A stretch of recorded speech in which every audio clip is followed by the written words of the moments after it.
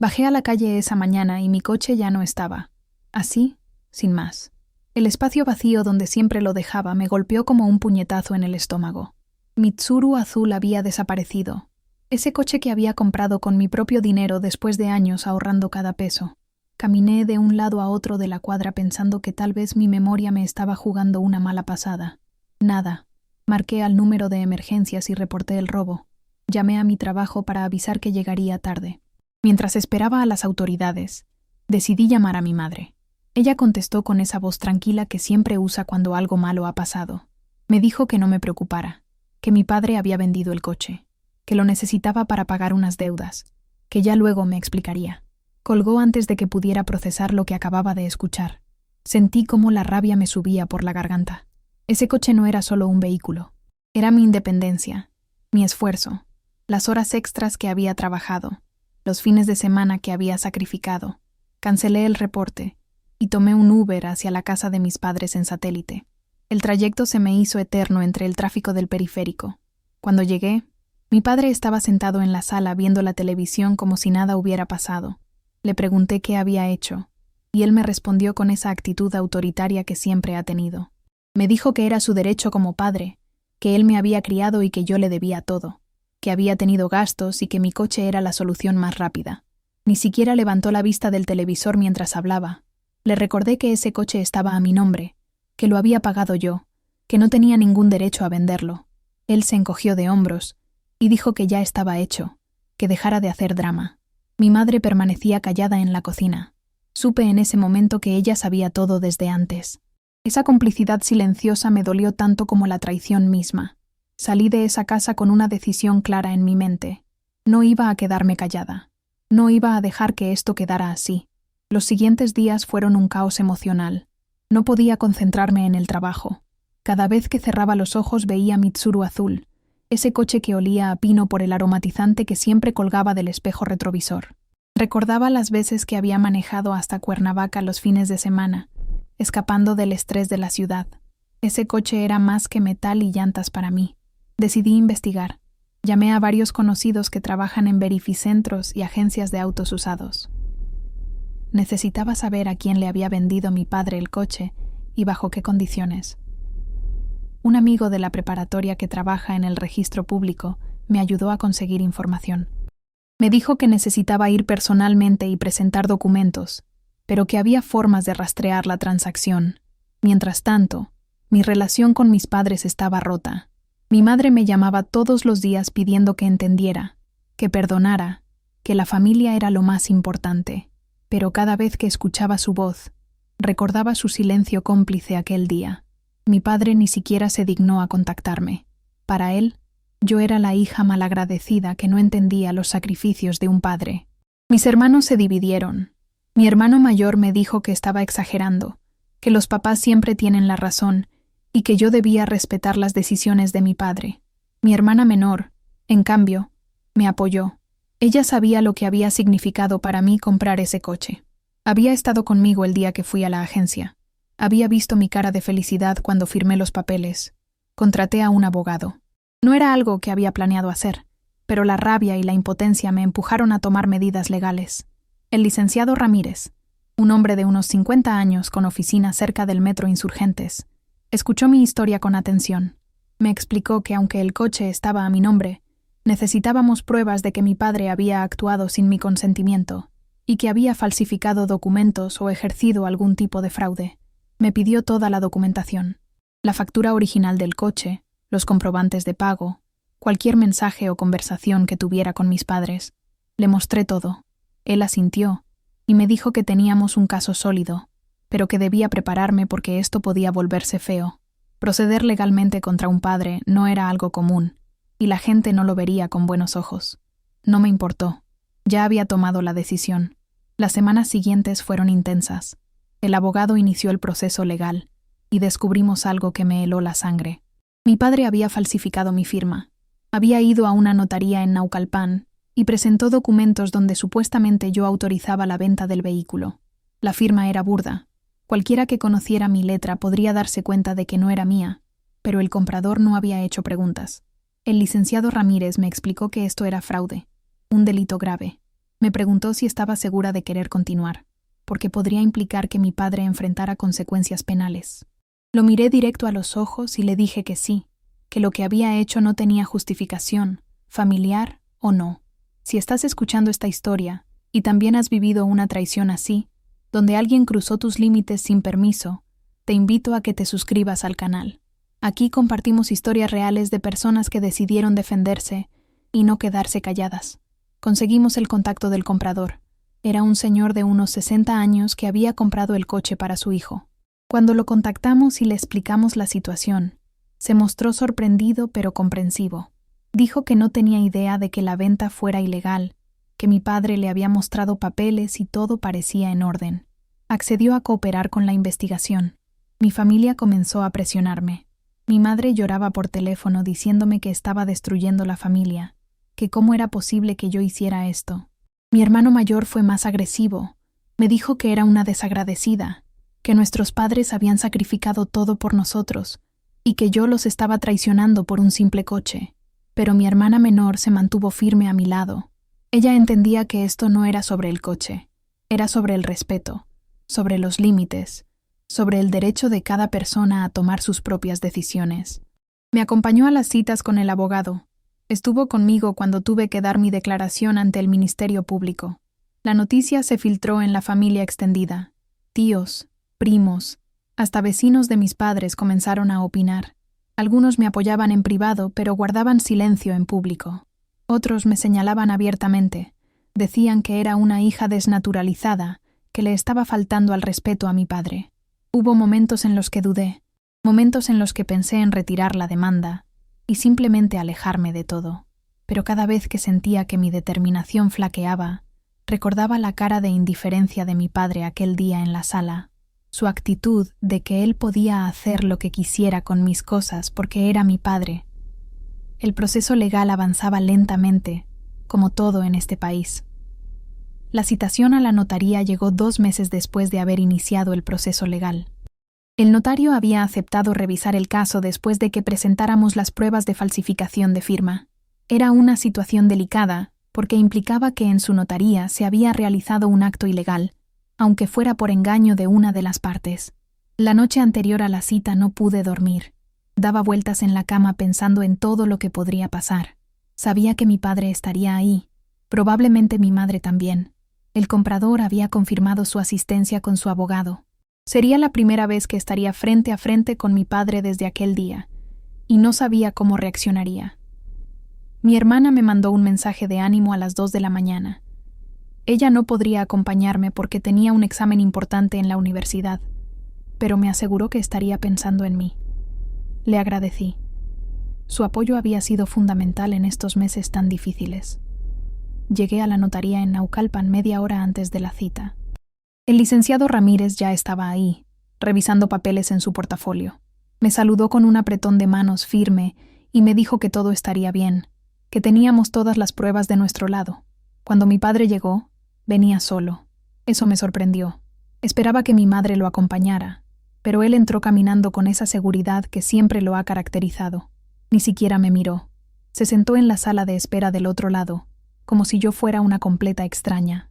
El comprador llegó poco después con su abogado, un hombre joven que parecía nervioso.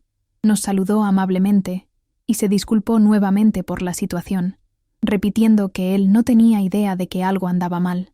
Le dije que lo entendía, que él también había sido víctima del engaño de mi padre. El notario nos llamó a su oficina. Mi padre y yo quedamos frente a frente, separados solo por ese escritorio. Fue incómodo, tenso, casi insoportable. Sé que muchos de ustedes están pensando qué harían en mi lugar. Si esta historia te está tocando el corazón, suscríbete para no perderte el desenlace y otras historias que te harán reflexionar sobre familia, límites y justicia.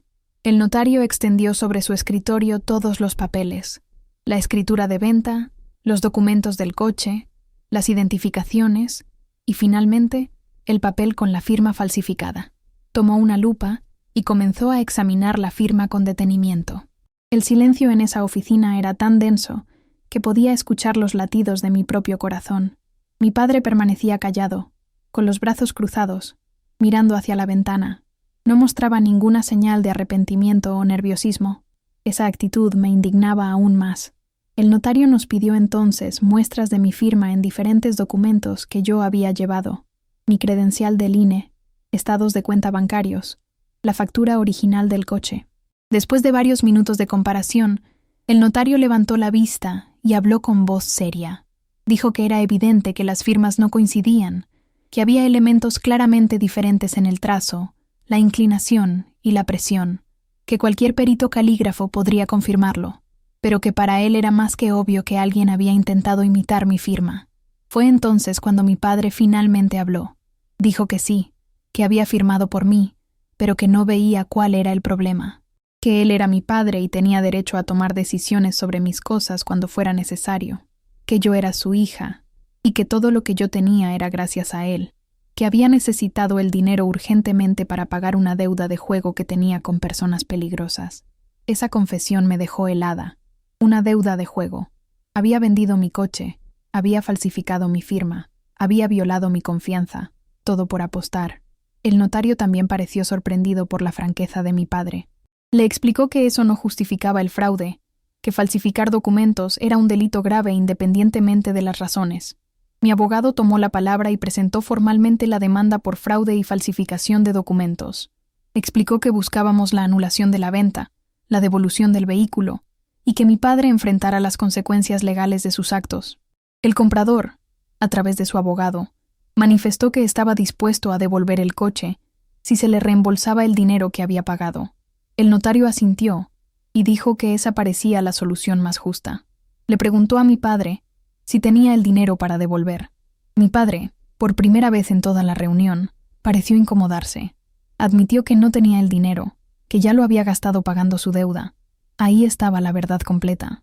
No solo había vendido mi coche sin permiso, había falsificado mi firma, y ahora ni siquiera tenía forma de arreglar el problema. El notario negó con la cabeza y dijo que entonces no había más alternativa que proceder por la vía legal penal. Después de la reunión en la notaría, todo se movió rápidamente. Mi abogado presentó todos los documentos ante el Ministerio Público y se inició formalmente la investigación por fraude. Mi padre fue citado a declarar. El comprador accedió a ser testigo y aportó toda la documentación de su parte. Los días siguientes fueron emocionalmente devastadores. Mi madre finalmente vino a buscarme. Llegó a mi departamento una tarde, con los ojos rojos de tanto llorar. Me suplicó que retirara la demanda, que esto iba a destruir a la familia. Le pregunté por qué ella no había hecho nada para detener a mi padre, por qué había guardado silencio sabiendo lo que iba a hacer.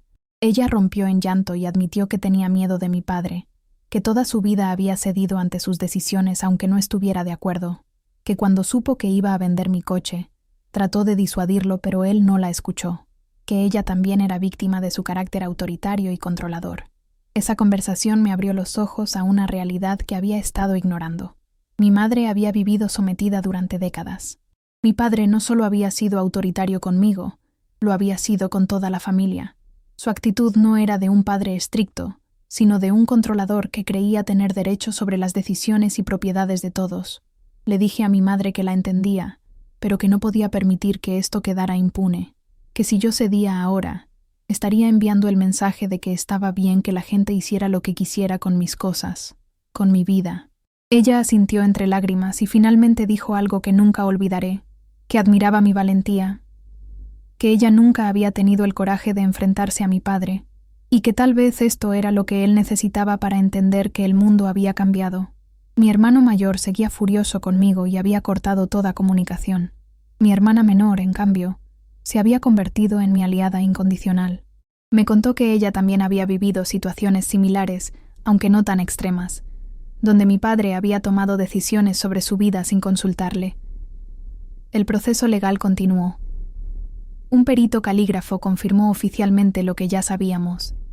La firma era falsa. El Ministerio Público citó nuevamente a mi padre, y esta vez la situación era más seria.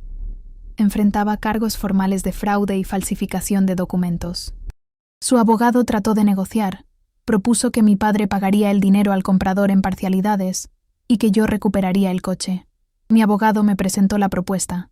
Me explicó que si aceptaba, probablemente mi padre evitaría cargos penales más graves. Me dejó claro que la decisión era completamente mía. Me tomé 2 días para pensarlo. Después de mucho reflexionar, tomé mi decisión.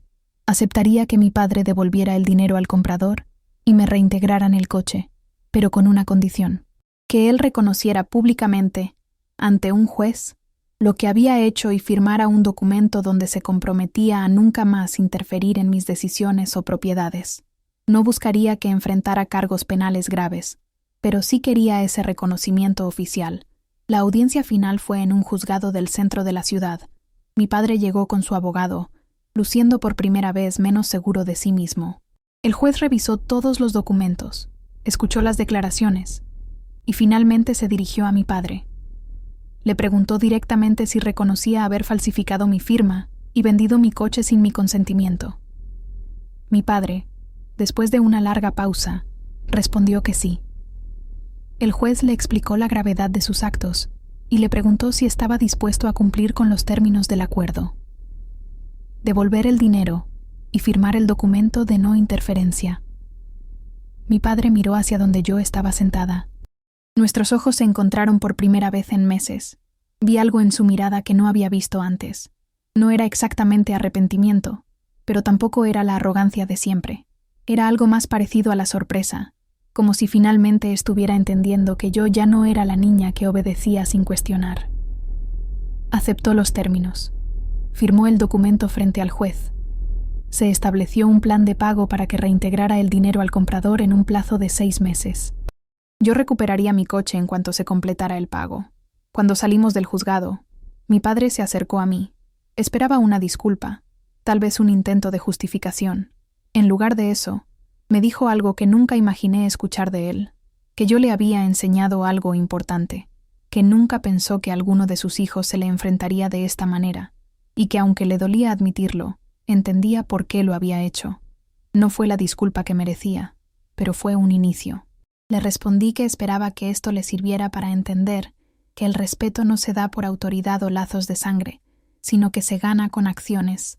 Nos despedimos sin abrazos, sin más palabras. Esta historia me cambió la vida, y espero que a ti también te haya hecho reflexionar. Si quieres seguir escuchando historias reales como esta, suscríbete al canal. Tu apoyo significa que más personas podrán escuchar estas experiencias. 6 meses después, recuperé mi Mitsuru azul. Estaba exactamente como lo recordaba. Hasta el aromatizante de pino seguía colgando del espejo. Cuando me senté en el asiento del conductor y cerré la puerta, sentí una mezcla de alivio y tristeza. Había ganado la batalla legal, había recuperado mi propiedad, pero había perdido la relación con mi padre tal como la conocía. Con el tiempo, las cosas fueron mejorando lentamente. Mi padre y yo establecimos una relación distante pero respetuosa. Él nunca volvió a entrometerse en mis decisiones. Mi madre se volvió más independiente. Comenzó a tomar sus propias decisiones. Mi hermana menor y yo nos volvimos más unidas que nunca. Aprendí que defender lo que es tuyo, establecer límites y exigir respeto no te convierte en mala persona, aunque otros te quieran hacer sentir así. Aprendí que la familia es importante, pero no puede ser excusa para permitir abusos o violaciones a tu autonomía. Y aprendí que a veces las reacciones más inesperadas son las que generan los cambios más necesarios. Hoy manejo mi Mitsuru azul por las calles de la Ciudad de México con una sensación diferente. Ya no es solo un coche, es el recordatorio de que luché por lo que era mío, de que no me quedé callada, de que establecí límites cuando fue necesario. Y aunque el precio fue alto, valió la pena cada momento de esa batalla.